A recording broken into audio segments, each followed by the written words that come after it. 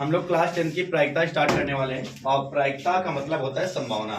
अपने daily life में प्रतिदिन दिनचर्या में हम लोग बहुत सारी ऐसी बातें करते हैं जो पूर्ण होने वाली होती है फिर नहीं भी होती है। हम लोग जानना चाहते हैं कि ये होगा कि नहीं होगा और बाद में जो उत्तर आता है वो दो में से कोई एक।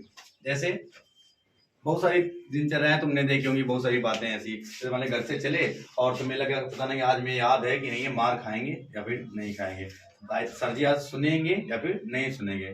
बहुत सारे ऐसी दिनचर्याएं जो सभी लोग बातें करते हैं कि आज बहुत ज्यादा गर्मी है, बरसात होगी या नहीं होगी। तुमने बहुत सारे खेल गेम होते हुए ऐसे देखे होंगे कि जैसे क्रिकेट स्टार्ट हुआ, टॉस किया गया, उसमें हेड आएगा फिर टेल आएगा, हेड आएगा तो कौन जीतेगा, टेल आएगा तो कौन जीतेगा।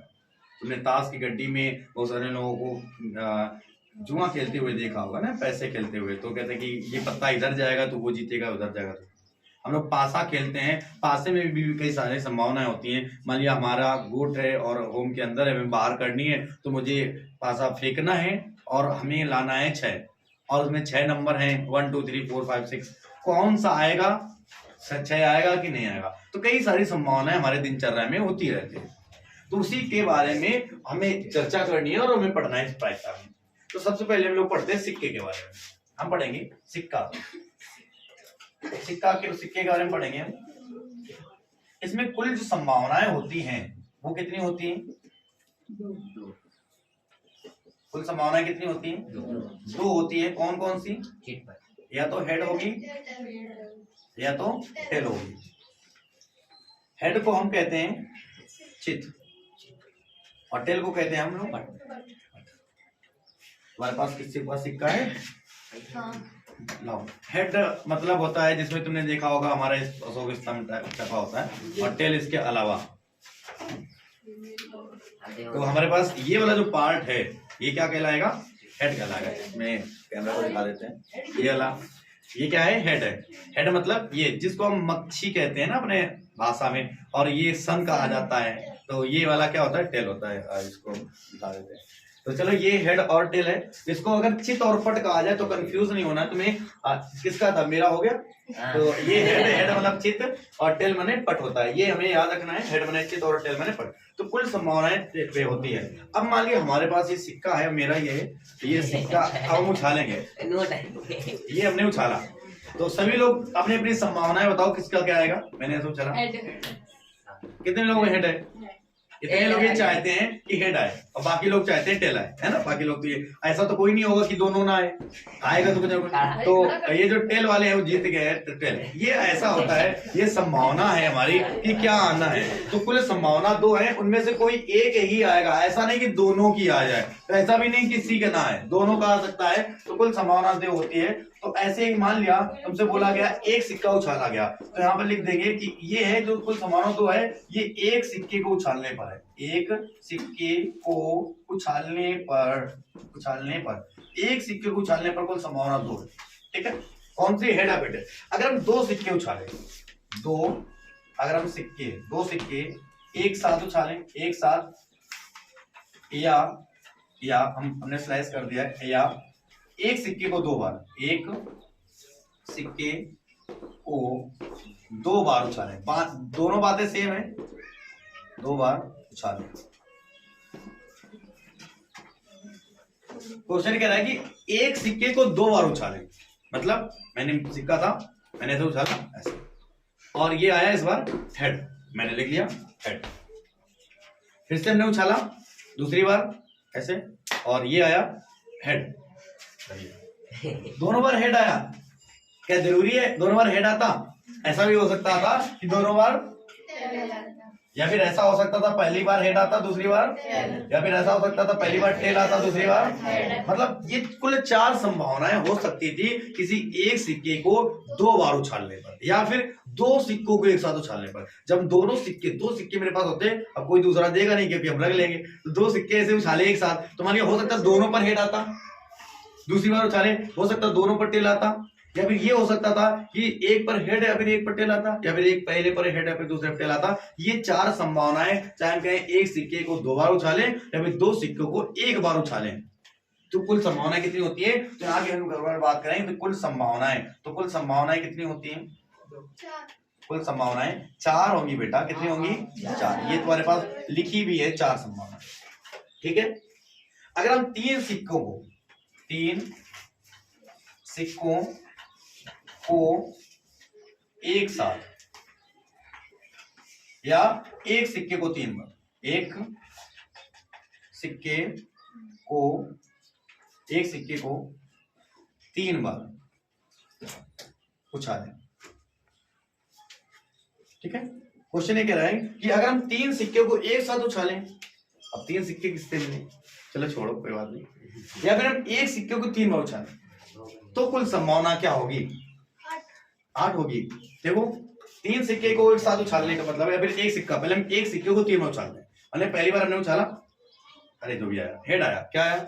मुझे लग रहा है इसमें हेड ही आता है। फिर हमने दूसरी बार सिक्का उछाला ऐसे और ये टेल आया, तो दूसरी बार सिक्का उछाला टेल आया। फिर हमने तीसरी बार सिक्का उछाला ये, और इसमें फिर से टेल आया। तो ये 3 संभावनाएं आई, क्या यही हमेशा आएंगी? ऐसा हो सकता था कि तीनों बार, या तो ऐसा हो सकता था कि दो क्या आता, तीनों बार हेड और हेड आता। ऐसा हो सकता था कि पहले 2 बार में हेड आता फिर 1 बार में टेल आता। ऐसा हो सकता था पहले हेड आता फिर टेल आता फिर हेड आता। एक तो हमारे पास ये लिखा हुआ है। एक ये हो सकता था कि तीनों बार टेल आता, ये हो सकता था कि 2 बार टेल और 1 बार हेड आता, ये हो सकता था कि 2 बार 1 बार टेल और हेड फिर टेल आता। कितने हो गए? 1 2 3 4 5 6 7, एक और कुछ बचा हुआ है, टेल और हेड। ये कुल संभावना कितनी थी? 8। चलो हमें कैसे पता चले, अभी हम सब बताएंगे। हम कहें 4 सिक्कों को एक साथ, या एक सिक्के को 4 बार उछालें, तो कुल संभावना कितनी आएगी? 16 आएगी। कुल संभावना आएगी 16। कौन कौन सी आएगी? ऐसा हो सकता है कि चारों पर हेड आएगी। ऐसा हो सकता था कि 3 पर हेड और 1 पर। ऐसा हो सकता था कि 2 पर हेड। ऐसा हो सकता था कि 1 पर हेड बाकी 3 पर। ऐसा हो सकता था कि पहले पर हेड आए फिर टेल आए फिर हेड और हेड आए। ऐसा हो सकता था पहले हेड आए फिर टेल आए फिर हेड फिर टेल आए। ऐसा हो सकता था कि पहले हेड आए फिर टेल आए फिर हेड और टेल हेड आए। ऐसा हो सकता था कि टेल आए टेल आए टेल आए टेल आए। फिर भी ऐसा हो सकता है कि टेल हेड। ऐसा हो सकता है टेल और टेल हेड। ठीक है। और ऐसा हो सकता है टेल हेड और हेड टेल। कितने हो गए? 1 2 3 4 5 6 7 8 9 10 11। अभी 5 और हैं इसके बाद 16 है। कैसे तुम पहचानोगे? ऐसे कैसे करेंगे? इस वाले में तो 8 थे। तो ये देखो बेटा, 4 से ज्यादा तुम्हारे हाई स्कूल के एग्जाम में नहीं आने वाला। 4 सिक्के को एक साथ या फिर एक सिक्के को 4 बार उछालेगा, इससे ज्यादा कुछ नहीं। तो हम ये सीखेंगे, अभी तुम केवल ये सिखा रहे हैं कि एक सिक्के को अगर हम 1 बार या फिर 1 बार उछालें तो कुल संभावना 2 होती है। अगर 2 सिक्कों को एक साथ उछालें या फिर एक सिक्के को 2 बार उछालें तो कुल संभावना 4 होती है। 3 सिक्के को एक साथ या फिर एक सिक्के को 3 बार उछाले तो कुल संभावना 8 होती है। 4 सिक्कों को एक साथ या फिर एक सिक्के को 4 बार उछाले तो कुल संभावना 16 होती है। कैसे पता चला? अगर हम 5 की बात करें तो कैसे पता चलता? बेटा किसी भी चीज को उछालते हैं तो हम उस पर गिन लेते हैं कि पृष्ठ कितने हैं। क्या गिनते हैं कि सिक्के पर कितने पृष्ठ होते हैं? 2, 1 और 2। तो हमेशा जितने भी पृष्ठ होते हैं, मान लिया हमें 2 की पावर जितने पृष्ठ, कितने पृष्ठ हैं, तो हम वही 2 नीचे रखा हुआ है मैंने। ये नीचे जो 2 रखा हुआ है क्या है? पृष्ठ की संख्या। और जितनी बार उछाला जाए वो ऊपर पावर में। 1 बार उछाला गया तो 2 की घात 1 बराबर 2, मतलब कुल संभावना कितनी आएगी? अगर 2 फिर से नीचे रखे, 2 बार उछाला जाएगा तो 2 की घात 2 बराबर 4, कुल संभावना कितनी आई थी? अगर 3 बार उछाला जाएगा तो 2 की घात 3 बराबर कितना संभावना? अगर 4 बार उछाला जाएगा तो 4 मतलब होता है 2 दूना 4 दूना 8 दूना 16, तो कितनी? समझ में आया? तो हम क्या लिखना जरूरी है? नहीं, हम इस तरीके से भी पहचान सकते हैं। कोई कहे भैया 2 एक सिक्के को 5 बार उछाला गया, कुल संभावना कितनी है? हम तुरंत क्या करेंगे, 2 की घात 5 कर लेंगे। 2 की घात 5 का मतलब 2 गुणा 2 गुणा 2 गुणा 2 गुणा 2, 2 दूना 4, 4 दूना 8, 4 दूना 16, 16 दूना 32, मतलब कुल संभावना कितनी आएगी? अब अगर तुमसे कोई कहे कि बना के दिखाना है, ये कुल संभावना जो 16 है, 8 है, 32 है, बना के दिखाना है। अभी तो ये देखो 8 तक बनाना संभव था, 16 तक थोड़ा सा समस्या हुई, 32 तक और ज्यादा समस्या होगी, तो उसकी हम तुम्हें तरीका बताएंगे। इसको किसी को नोट करना है, नोट कर सकते हो, अगर किसी को नोट करना है, नोट करना रहेगा, नोट करो, फिर हम उसके आगे बताते हैं। यहाँ से हम लोगों ने सीखा था कि सिक्के को एक बार उछाले तो कुछ संभावना 2 आती है, तो हेड टेल लिख लिया। 2 बार उछाले तो 4 आती है, head tail tail tail head tail tail head लिख लिया। 3 बार उछाले 8 आती, लिखना थोड़ा सा कठिन हुआ। 4 बार उछाले तो 16 आती, फिर से लिखना कठिन हुआ। हम उसको आज सरल तरीके से बताते हैं कि कैसे करें। अगर हम सिक्के को 4 बार उछालें, हाँ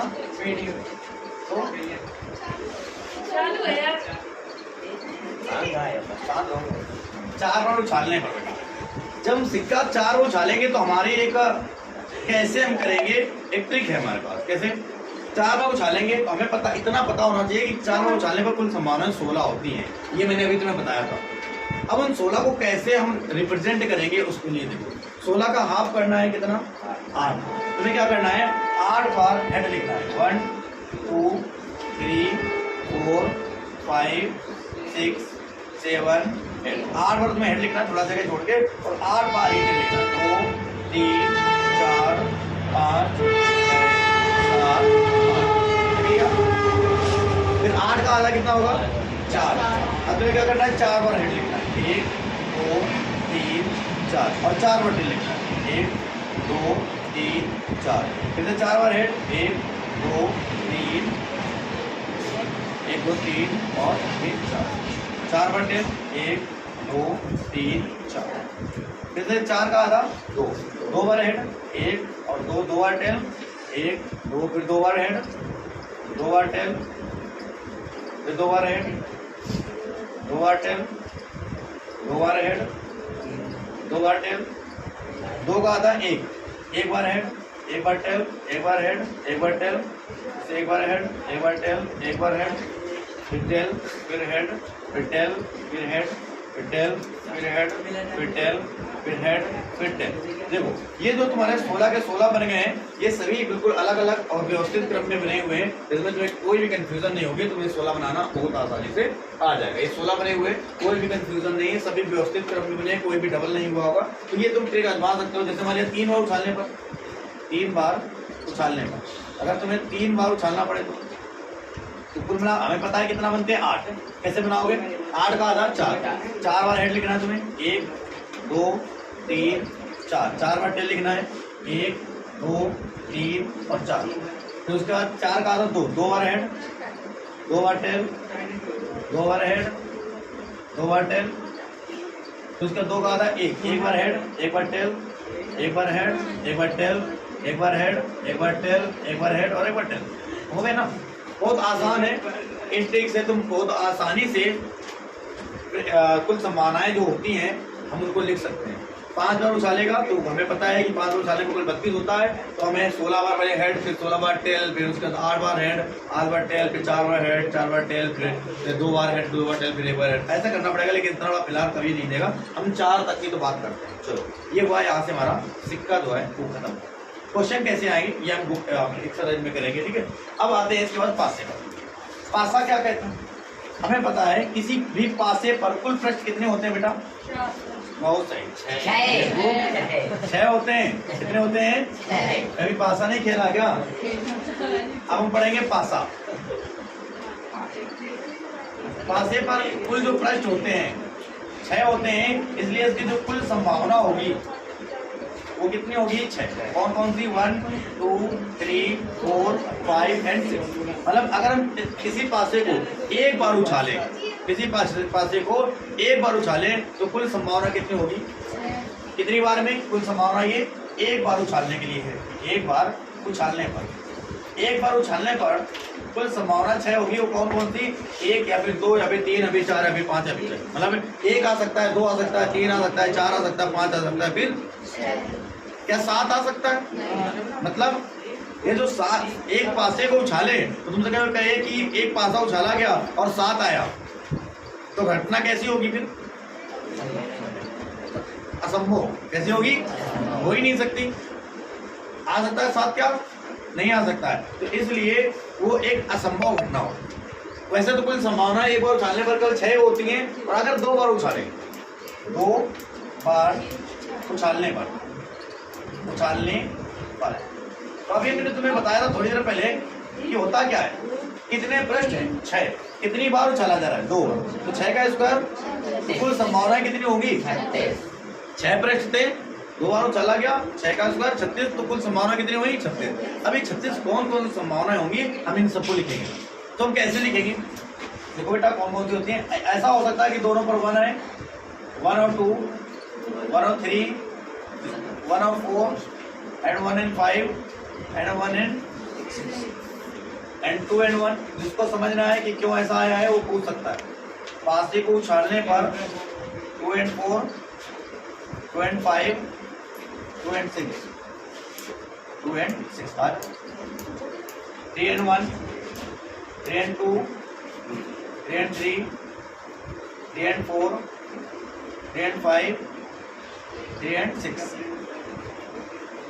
4 and 1, 4 and 2, 4 and 3, 4 and 4, 4 and 5, 4 and 6, 5 and 1, 5 and 2, 5 and 3, 5 and 4, 5 and 5, and 5 and 6, 6 and 1, 6 and 2, 6 and 3, 6 and 4, 6 and 5, 6 and 6। मतलब जो पासा है, एक पासे को अगर उछालें तो कितनी संभावनाएं हो सकती हैं? कुल कितनी है? 36 है। 1 2 1 6 1 2 1 2 2 6 3 1 2 3 6 4 1 2 4 6 and 5 1 2 5 6 and 6 1 2 6। मतलब कुल संभावना 36 है। 36 ये कैसे? मान लिया कह सकते हैं कि हमने पहले पासा उछाला तो ऐसा हो सकता है 3 है, फिर उसके बाद पासा उछाला 4 है, ऐसा हो सकता है। कुल संभावना 36 है। 3 बार पासा उछालने की अगर बात करें तुमसे तो 6 की पावर हम 3 कर देंगे और 216 हो जाएगा। लेकिन ये तुम्हारे क्लास 10th के लिए नहीं। क्लास 10th में 3 बार पासे को उछालने पर नहीं बोलता है। तो ऐसे तो कुल संभावना 216 होगी। 3 बार पासा को अगर उछाला जाएगा तो 36 तक इतना बड़ा हो जाए, 216 कैसे बनाएंगे? ठीक है, तो इसलिए 2 बार पासा उछालने के लिए 36 संभावना है। क्वेश्चन कैसे आता है? क्वेश्चन जो आता है उसमें इस तरीके से बोलेगा। एक दो क्वेश्चन कर लेते हैं। कहेगा एक पासे को 2 बार उछाला गया, 2 बार उछाला गया प्राप्त संख्याओं का योग 5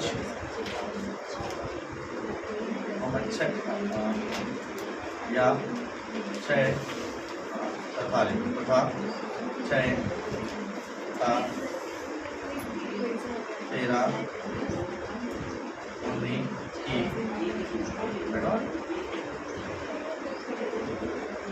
कितनी बड़ी क्लास है? छोटी क्लास। तो एक पासे को 2 बार उछाला गया, या फिर बोल दिए 2 पासे को एक साथ उछाला गया तो प्राप्त संख्याओं का योग 5 हो, या भी 6 हो, या भी 13 होने की प्रायिकता। अच्छा, प्राप्त संख्याओं का योग 5 होने की प्रायिकता क्या होगी? कैसे करोगे?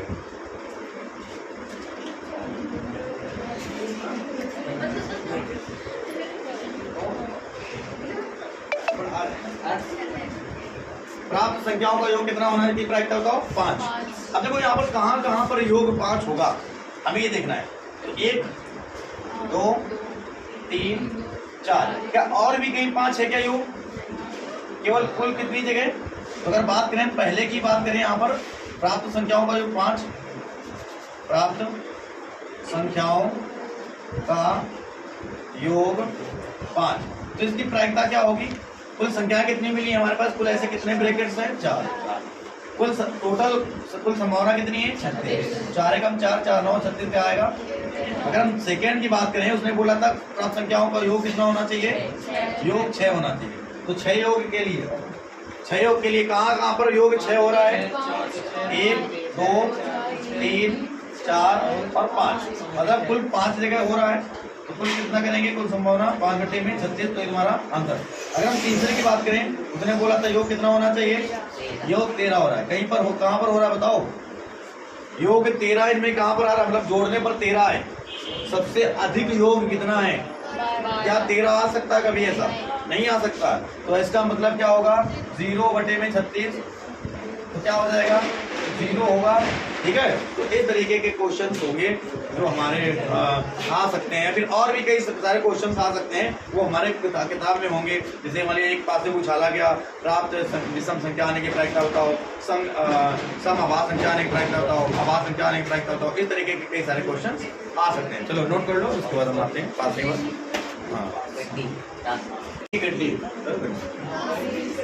हम लोग पढ़ेंगे अब तीसरे नंबर पे आता है ताश की गड्डी। ताश की गड्डी के बारे में बहुत सारे क्वेश्चंस आते हैं, बहुत सारे क्वेश्चन बनते हैं, और बहुत सारे बच्चों को समस्या भी होती है। समस्या इसलिए होती है कि जो बच्चे इन चीजों को नहीं जानते हैं वो क्वेश्चंस को बहुत आसानी से नहीं कर पाते हैं।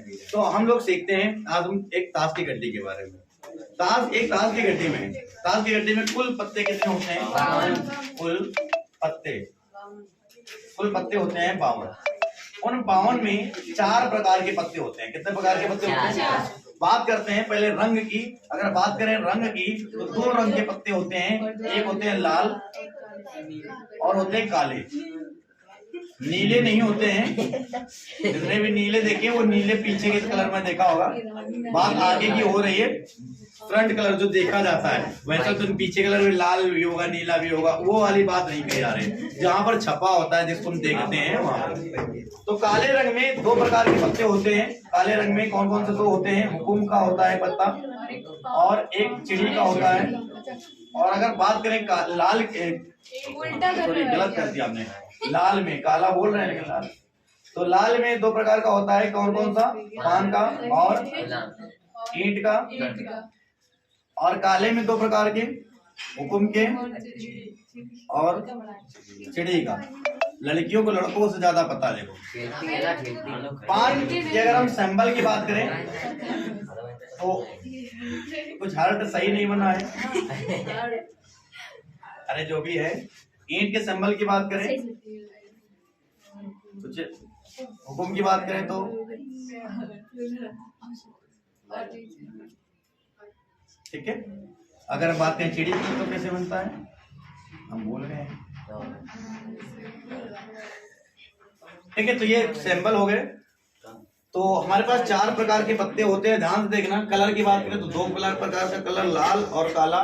फिर अगर लाल में देखें तो पान और ईंट, अगर हम काले में देखें तो हुकुम और चिड़ी होते हैं। पान में भी 13 पत्ते होते हैं, 13 ईंट में होते हैं, 13 हुकुम में होते हैं, 13 चिड़ी में होते हैं। मतलब सभी में, इसमें भी 13 और इसमें भी 13 और इसमें भी 13 और इसमें भी 13, किसी में मेरा नहीं, सब में 13। मतलब वो 13 13 ठीक है। ये तो 13 कौन से होते हैं हम उनको देखते हैं।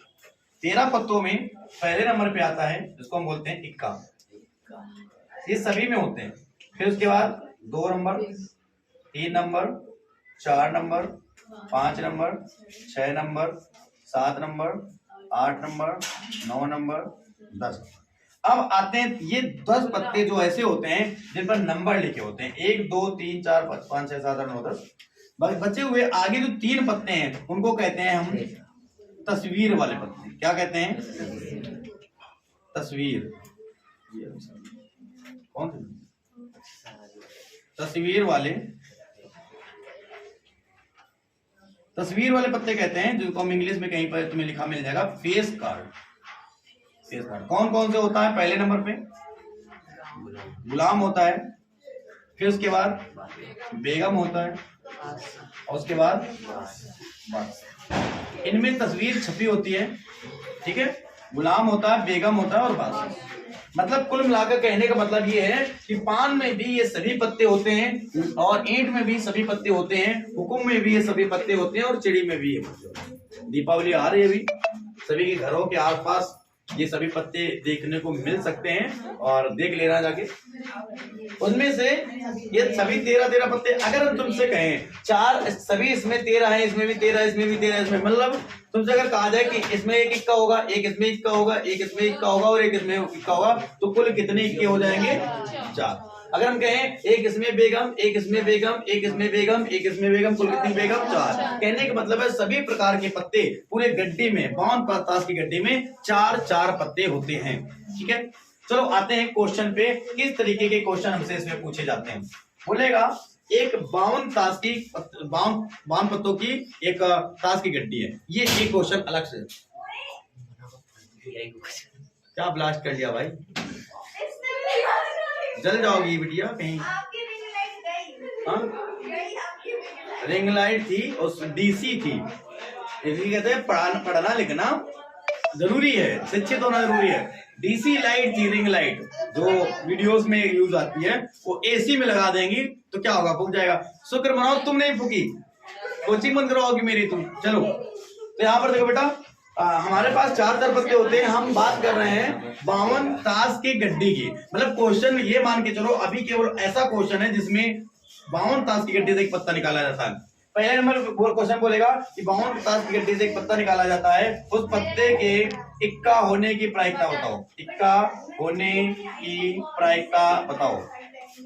दूसरे नंबर में इस तरीके से पूछ सकता है 52 ताश की गड्डी है, उसमें एक पत्ता निकाला जाता है। एक पत्ता निकालने पर पत्ते के लाल रंग होने की प्रायिकता बताओ। लाल रंग होने की प्रायिकता बताओ। होने की प्रायिकता बताओ। तुमसे बोल देगा एक तस्वीर वाला पत्ता होने की प्रायिकता बताओ। तस्वीर वाला पत्ता होने की प्रायिकता बताओ। पत्ता होने की प्रायिकता बताओ। तुमसे पूछ सकता है हुकुम का इक्का होने की प्रायिकता बताओ। इक्का होने की प्रायिकता बताओ। होने की प्रायिकता बताओ। तुमसे पूछ सकता है लाल रंग के तस्वीर वाले पत्ते होने की प्रायिकता बताओ। तस्वीर वाले पत्तों की प्रायिकता बताओ। तो चलो देखते हैं, ऐसे इतने क्वेश्चन यहाँ करेंगे। बाकी एक्सरसाइज में कैसे क्वेश्चन किस तरीके क्वेश्चन पूछ जाते हैं। तुमसे बोलेगा इक्का होने की प्रायिकता बताओ। इक्का होने का मतलब है पूरे 52 ताश की गड्डी में से एक पत्ता खींचा जाता है, उस पत्ते की इक्का होने की प्रायिकता क्या होगी? तो पूरे 52 ताश की गड्डी में इक्का कितने होते हैं? 4। तो कुल होते हैं इक्का 4। कुल 52 से खींचे हैं तो 4/52 काटे हैं, कितना आएगा? 1 में। लाल रंग होने की प्रायिकता बताओ। मैंने बताया कि लाल रंग के कुल कितने पत्ते होते हैं? 26 होते हैं। तो कुल लाल रंग में से एक पत्ता खींचा जा रहा है, कौन सा आएगा हमें नहीं मतलब, लेकिन लाल रंग से आएगा तो 26 और कुल पत्ते 52, तो 26/52 मतलब 1/2। बोला गया तस्वीर वाला पत्ता होने की प्रायिकता बताओ। तस्वीर वाले पत्ते बेटा कितने होंगे? एक इसमें पान में कितने होंगे? 3।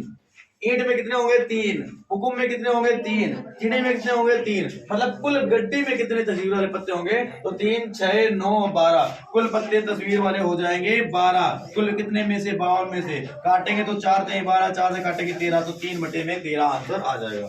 क्वेश्चन पूछा हुकुम का इक्का होने की प्रायिकता बताओ। तो बताओ हुकुम के कितने इक्के होते हैं? एक ही तो होगा।